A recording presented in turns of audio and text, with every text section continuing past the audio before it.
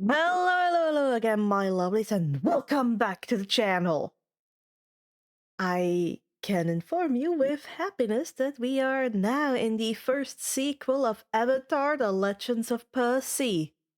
This one will be Lessons in Water, as you can see from the title. I am excited on how that will go. It has been quite some time since I've read this, so we might get surprised together again in certain situations.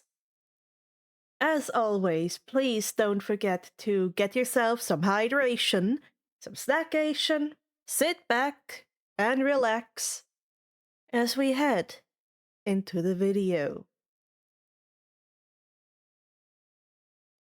Once again, thank you, WardofWinter, for allowing me to read this wonderful series of fanfiction. Check out all the links in the description that lead to their content. Avatar: The Legends of Percy.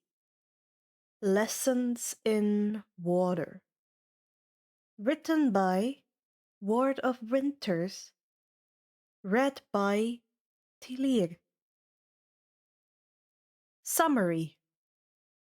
Percy survived his first year at Camp Half-Blood and made many friends along the way, though one tried to end his life at the end of the summer. Now he needs to brave the realities of undersea politics, handle a custody dispute, and deal with land school all at the same time. Camp's barriers weakening after the winter solstice and a new activities director being pulled in did not make this summer session any calmer.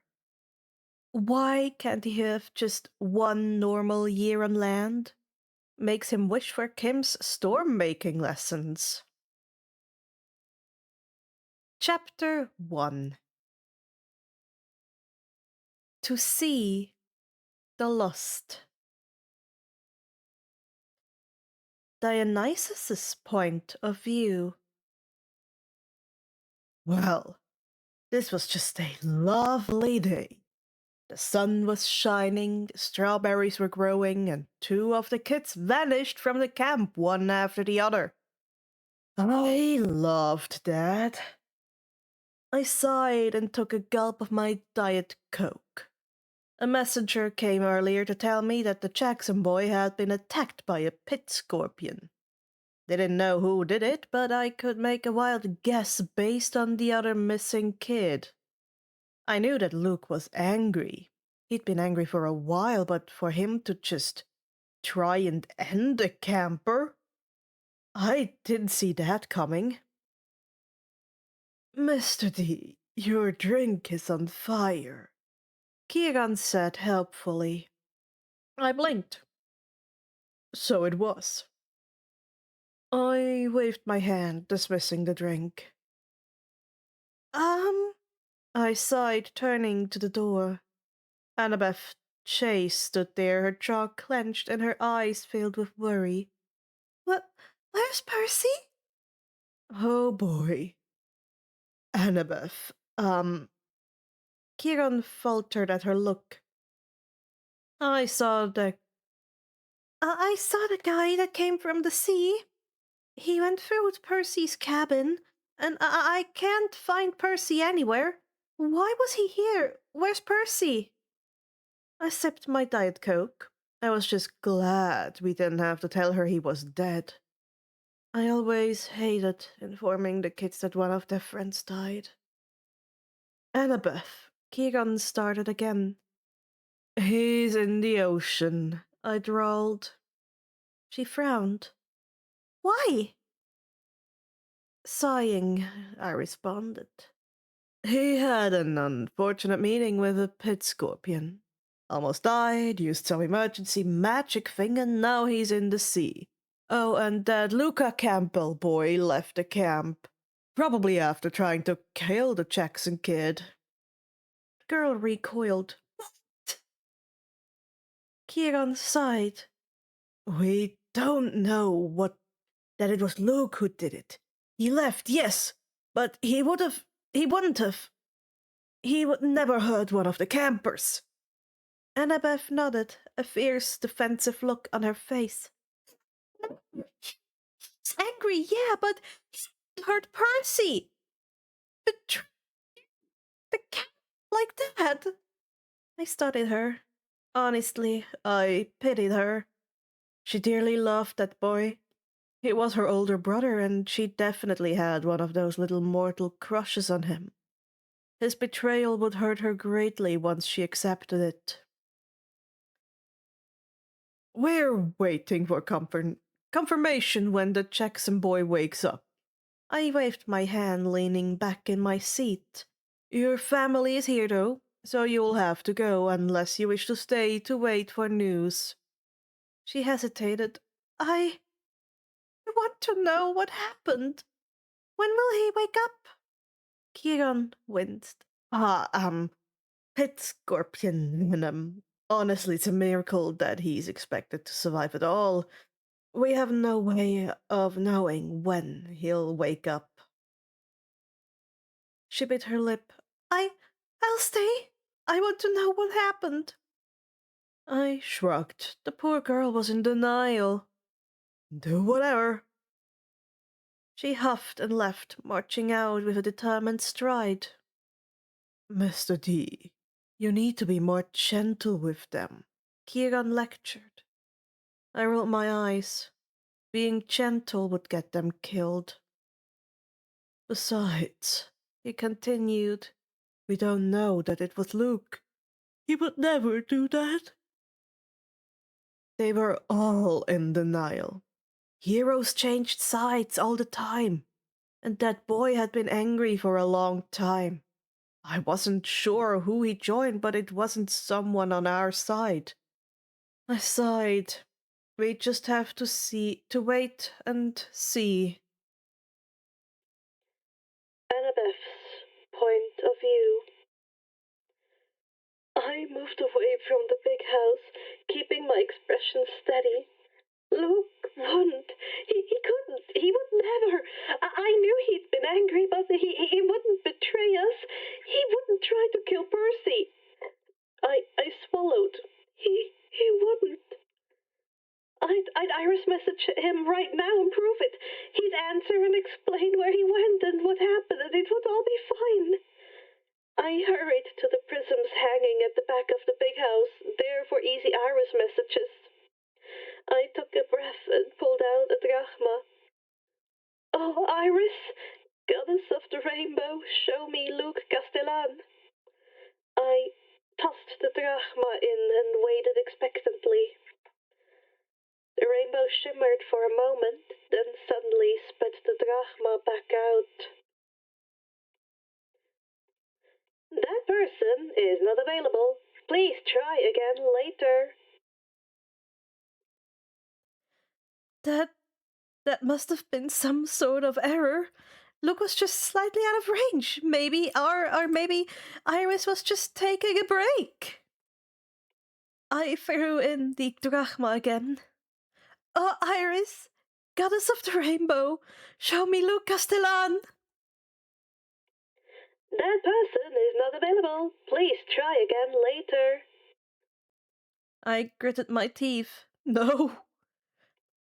Oh, Iris, goddess of the rainbow, show me Luke Castellan. That person is not available. Please try again later. Oh, Iris, goddess of the rainbow, show me Luke Castellan. That person is not available. Please try again later. Why? Oh, Iris, goddess of the rainbow, show me Luke Castellan. That person is not available. Please try again later. I took a shaky breath. This couldn't be happening. Please? Oh, Iris, goddess of the rainbow, show me Luke Castellan. That person is unavailable. Please try again later. I slowly sank down against the big house wall. Luke wouldn't. He wouldn't do it. He would never hurt a camper. He would never leave me. He promised. My dad reluctantly understood that I needed to stay.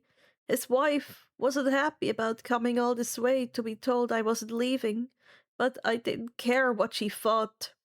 I only decided to try again because Percy said maybe my dad didn't know. I was giving him a chance, not her.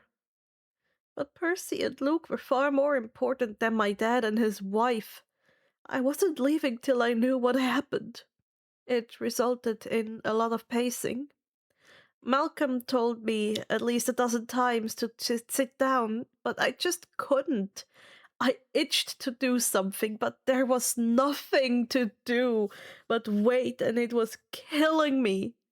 Was Percy okay? What happened with Luke? I just wanted answers. It was 3 days before someone came again.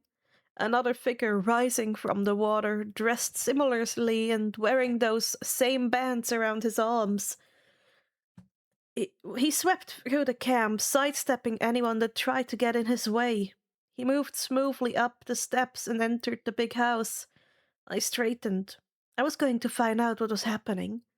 It was time to practice a little spying. I put my hat on and snuck to the big house. I had to step carefully to keep the boards from creaking, but I managed to slip in and hide by the door. The water guy settled into a seat across from Mr. D. "Well?" Mr. D asked, in his usual drawl. "Who tried to kill the little sea prince?" The guy sighed. "It was a boy named Luke. He tried to get Percy to join him and his lord, though his lord was not named. Percy believes it to be the Time Lord. Percy refused, and this Luke summoned a pit scorpion." I froze. No, he... No, Luke! I swallowed and tried to focus on what they were saying. "He will be on bed rest for another day or two. He was unconscious for over a day, and we will have to do some physical therapy to recover from the poison. Thankfully, Ert Ipri is rather skilled at purification magic, and was able to fight off the venom long enough for Mayava Futao to administer the antidote. Truly, we were lucky she had some on hand, or else he would not have survived regardless." Mr. D sighed. "So the godling will be returning to camp? He hasn't filled out his form, but I'll make an exception this one time, on account of him not almost being murdered." I shifted. Was Percy coming back? Percy Aya will not be returning at this time. Poseidon Ore has decreed that he will be staying in the sea until he has fully recovered. He may return to the camp next summer, but not sooner. Mr. D hummed. "Well, good to hear that the brat will live. It'd be troublesome to fill out the paperwork for his death." My jaw clenched, but I forced myself to breathe out. Percy would live. He'd be okay. That was what was important. "Poseidon Ore has ordered that should this Luke Castellan be seen, he be handed over to Poseidon Ore. He will face the sea's justice." Dionysus took a long sip of his Diet Coke. "I almost feel bad for him. Old Seaweed does not take kindly to harming his kids, much less child ones. The sea's punishments for harming a child on purpose is—" He shrugged. "Well, I'm sure he'll regret his actions."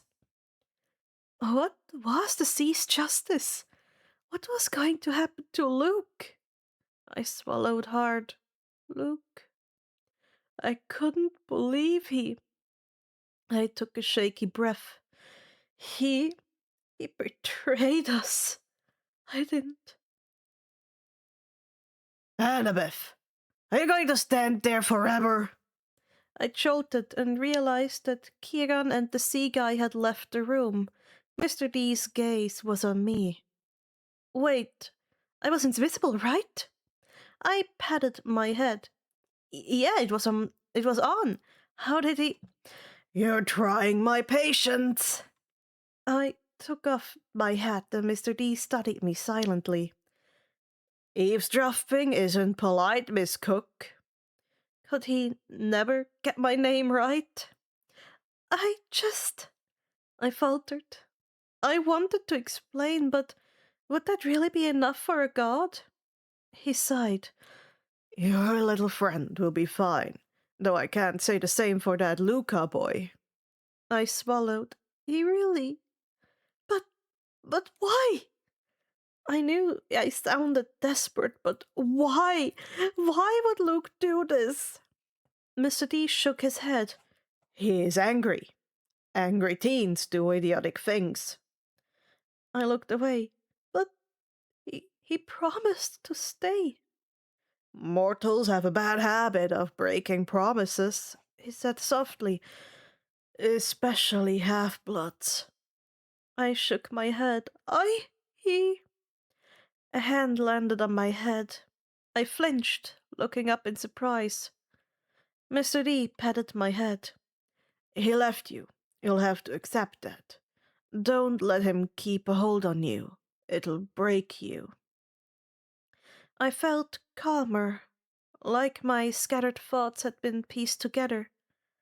I blinked up at Mr. D in surprise. I swallowed. Thank you. He nodded, casually summoning another Diet Coke as he walked away. Oh, and Annabelle? Yes, Mr. D?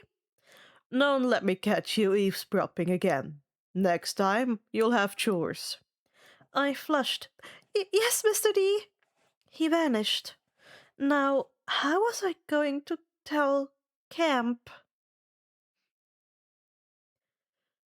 Mr. D announced at dinner that Luke had betrayed the camp and tried to kill Percy on his way out.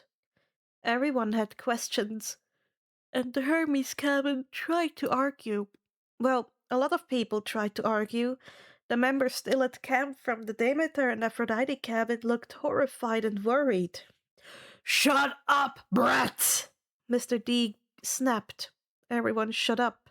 No one is happy Luca betrayed the camp. And we're even less happy he tried to kill a camper on his way out. But we have actual evidence of his actions. His gaze was burning as it swept over all the campers. Accept it or don't, but Lucas Delan will not be allowed back inside the camp. If you see him, you're to inform me immediately. Understood? No one spoke for a long moment. I said, understood. Yes, Mr. D. Everyone mumbled. Good. Now enjoy dinner or whatever. Mr. D? He sighed. Yes. Where's Percy? Everyone perked up as I winced. Yeah, why isn't he at camp? You said he almost died. How? What happened? He took a long gulp of his Diet Coke. Jackson is in the ocean, probably at his dad's palace. He's expected to make a full recovery from pit scorpion that Lucas set on him. The other campers murmured. Dylan frowned beside me. Wait, why does he get to see his parent? He muttered. I huffed. He just does. His brother Triton saved his life. Dylan huffed. We don't get to see our mom? And anyways, are you sure Luke did that? It doesn't sound like him. I shifted. He did. I don't like it either. But he betrayed the camp. I looked away, poking at my food. Dylan didn't look convinced, though. I glanced around and realized quite a few people seemed unconvinced. There were a few kids from the Hermes cabin talking about how this didn't seem right, and frowns from the Apollo cabin. Only the Demeter and Aphrodite cabin seemed convinced, and even they looked hesitant. I looked back at my food. I didn't think the camp was going to accept Luke's betrayal. I swallowed hard, stabbing at the chicken. This didn't seem good.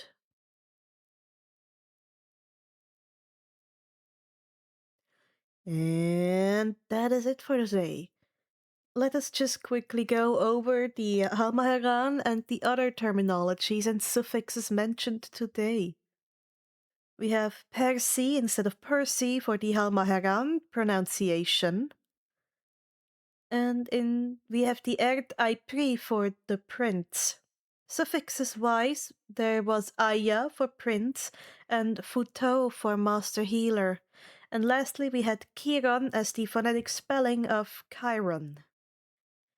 Don't forget to check out all the links in the description, one leading to the original fan fiction of WardofWinter, as well as their Discord and Tumblr. Grab yourself another drink if you did not before, then please hydrate or you'll die straight. I don't make the rules, that's just how it is. And with that, I hope to see you next time, my lovelies. Bye-bye.